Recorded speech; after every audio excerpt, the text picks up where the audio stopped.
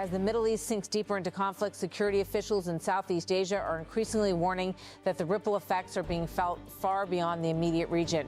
What appears at first glance to be a distant geopolitical crisis is now being interpreted as a strategic opening, one that China may be using to expand its presence in the contested waters of the South China Sea, known in the Philippines as the West Philippine Sea. Military analysts say that when global attention is fixed elsewhere, it often creates opportunities for assertive actors to push their interests quietly. In this case, while the world remains focused on escalating tensions in the Middle East, China is believed to be intensifying its maritime activities closer to Southeast Asia.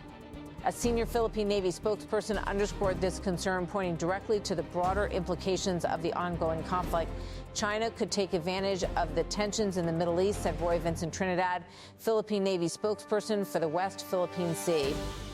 This warning reflects a growing sentiment within Manila's defense establishment that Beijing is carefully monitoring global developments and adjusting its actions accordingly. The idea is not necessarily that China is acting aggressively in response to the conflict, but rather that it is strategically timing its moves during a period when global powers may be distracted. The Middle East crisis has already triggered shifts in military deployments.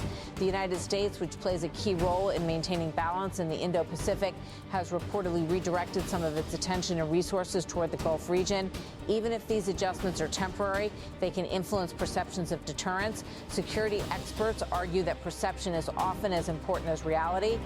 If regional actors believe that U.S. focus is divided, it can create a window for others to test boundaries. This appears to be a concern not just for the Philippines, but also for other countries in the region, including Taiwan and Japan, which have observed increased Chinese military activity in recent weeks. In the South China Sea, tensions have long been a source of friction. Multiple nations claim overlapping territories, and the area is rich in natural resources while also serving as one of the busiest shipping routes in the world. For years, confrontations have occurred at sea, ranging from standoffs between Coast Guard vessels to more aggressive maneuvers involving water cannons and close-range interceptions. Recent developments suggest that these activities may be intensifying.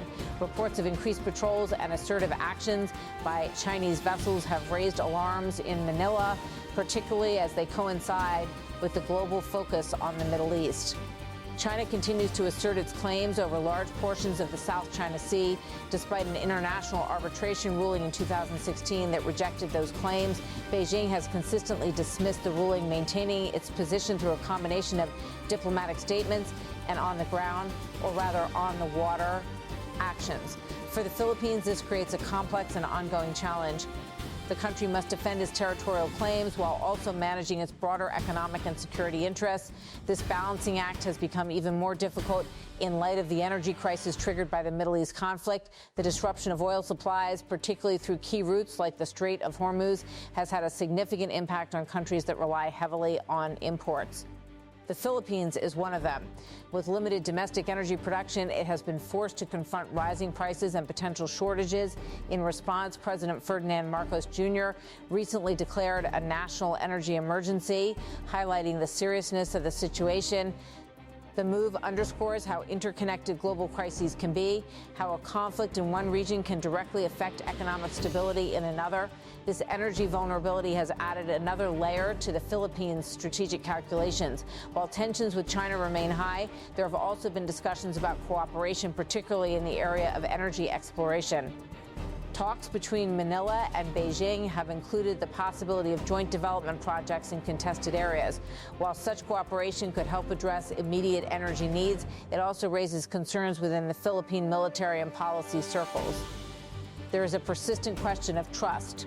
Officials worry that economic engagement could be used as leverage in territorial disputes, potentially undermining the country's long-term position.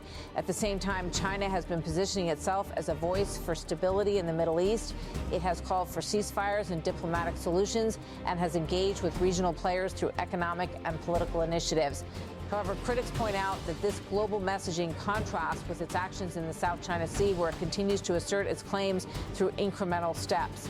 Experts often describe this approach as gray zone strategy. Rather than engaging in direct military confrontation, China uses tactics that fall below the threshold of war. These include deploying Coast Guard vessels instead of naval ships, conducting frequent patrols, and using maritime militia to maintain a constant presence. These actions are designed to avoid triggering a strong international response while gradually shifting control over contested areas. Over time, they can change the reality on the ground without a single decisive moment of escalation. For the Philippines, responding to such tactics is particularly challenging. Traditional military responses may not be appropriate, yet inaction can lead to a gradual erosion of control.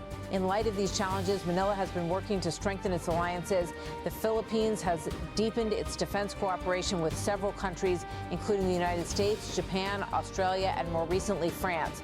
A new military agreement with France, signed in March 2026, is part of this broader effort to enhance security partnerships. These alliances serve as a form of deterrence, signaling that the Philippines is not alone in addressing regional tensions. They also reflect a wider trend in the Indo-Pacific, where countries are increasingly aligning to balance China's growing influence. At the same time, diplomatic channels between China and the Philippines remain open. Both sides have expressed a willingness to engage in dialogue and manage disputes through peaceful means. This dual approach, combining deterrence with diplomacy, highlights the complexity of the situation. The broader implications of these developments are significant. The Middle East conflict is not just a regional issue, it is reshaping global dynamics in ways that are still unfolding. It has affected energy markets, altered military priorities, and created new strategic calculations across multiple regions. In this context, the South China Sea becomes part of a larger geopolitical picture.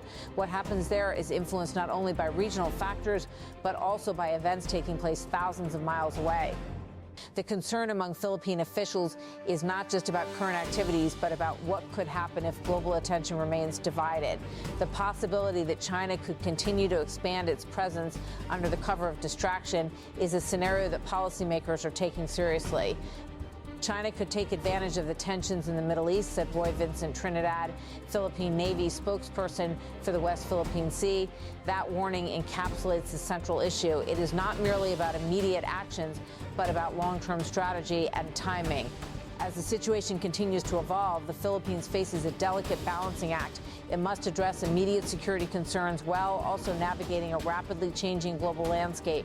It must strengthen alliances without escalating tensions and pursue economic stability without compromising sovereignty. For China, the current moment presents both opportunity and scrutiny. Its actions are being closely watched, not just by regional players, but by the broader international community. Ultimately, the unfolding scenario underscores a fundamental truth about modern geopolitics. No conflict exists in isolation. The effects of one crisis can reverberate across the world, influencing decisions, strategies, and outcomes in unexpected ways. As global tensions persist, the coming months will be critical. The question is whether diplomacy and coordination can keep pace with shifting realities, or whether the world is entering a phase of heightened competition where multiple crises unfold simultaneously across different regions.